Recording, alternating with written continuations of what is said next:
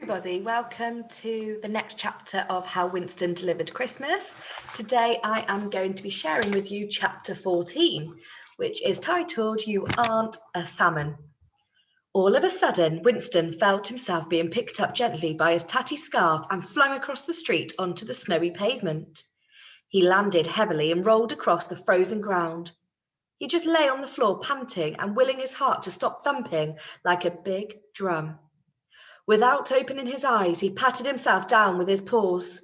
He didn't feel as flat as a pancake, so what had happened? He took a deep breath, opened his eyes, and nearly fainted. Standing over him, with her face very close to his own, was a large, fluffy, white cat. He panicked, squeaked an alarm, and scrabbled backwards as quickly as he could, keeping his eyes on the feline, who was glaring at him. But instead of pouncing on him, the cat suddenly plonked herself down and lazily licked a paw.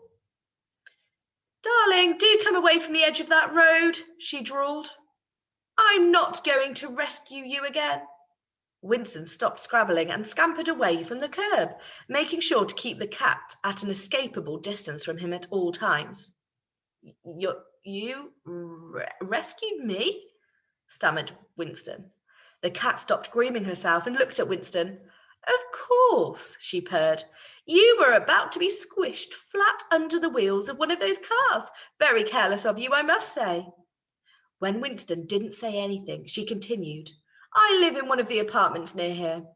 My people are throwing a party this evening. Lots of nice party food and lovely music. But it got rather stuffy in there, so I nipped outside for some air. That's when I saw you from the other side of the road and could just tell you were about to get hit by one of those dreadful vehicles. Someone needed to help you because you were not helping yourself."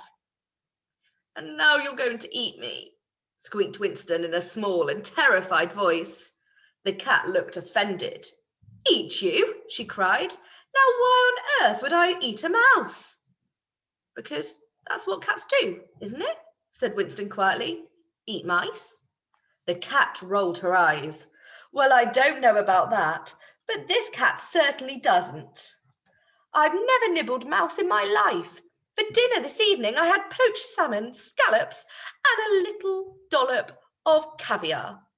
I also had some of the canapes that were being handed around at the party.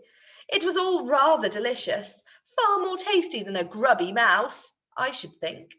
She licked her lips at the thought of those delicious nibbles. She had helped herself too from the trays laid out in the kitchen at home. "Now, tell me what you were thinking trying to cross the road, that busy road, when you are not much bigger than a walnut." Winston took a few steps closer to the cat, who smiled at him kindly. He was feeling less afraid now. The closer he got to his rescuer, the more he could see that she wasn't pretending. Her eyes twinkled with kindness that seemed absolutely genuine. She had silky snowy fur and a diamond collar that glinted and gleamed in the light of a nearby lamppost. "My name's Prudence," said the cat. "Lady Prudence Merriweather Whiskerton the Third, if you want my full title, but most people just call me Prue." She eyed Winston with his grubby fur and tatty scarf. "And you are?" If she'd been wearing spectacles, she would have been looking at him over the top of them. Winston shyly introduced himself, and for the second time that evening, he found himself telling his tale about the important mission to deliver his letter to Father Christmas, who was apparently right at this very moment in the department store. "But now I've lost the letter," he said, sighing. "So whoever wrote it isn't going to have a very happy Christmas after all. And it will be all my fault."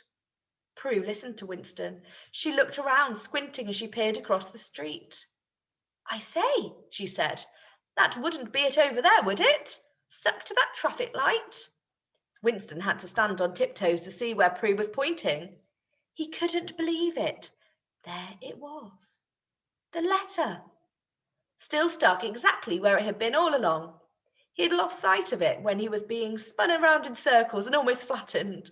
The envelope was looking a bit damp and tatty now, and the writing on the front seemed a tiny bit smudged.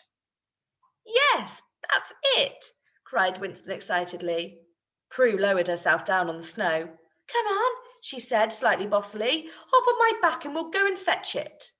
Winston wasn't sure. He hesitated, looking a bit nervous. For goodness sake, you aren't a salmon, so I'm not going to eat you, said Prue. Winston laughed and carefully clambered up onto the shoulders of his strange new friend. Her fur was thick and soft, and as Winston sank into it, he felt warm for the first time that evening. Once he was settled, Prue waited for a suitable gap in the traffic before bounding across the street in a few easy pounces. She leapt up and retrieved Winston's letter with her mouth and flung it over her shoulder for a passenger to catch. And now, she said grandly, time for us to deliver it to the department store. Do you know where it is? Asked Winston. Prue laughed. Know it? Why, everything I own comes from there. It's the only place in the town my people shop. They had my collar made there by the head jeweller. You'll get there much quicker if I take you. I know where I'm going, and besides, I doubt you can get anywhere quickly with such tiny little feet. Winston laughed and held on tight as she elegantly trotted down the street. He couldn't believe that he was riding on the back of a cat. What a strange night it had turned into. And there is a little picture there of Winston travelling on the back of the cat. Well, thank you so much for listening to chapter 14.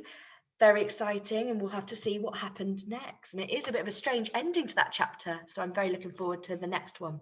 Have a really lovely Christmas. Enjoy every moment, and I will see you next year. Take care.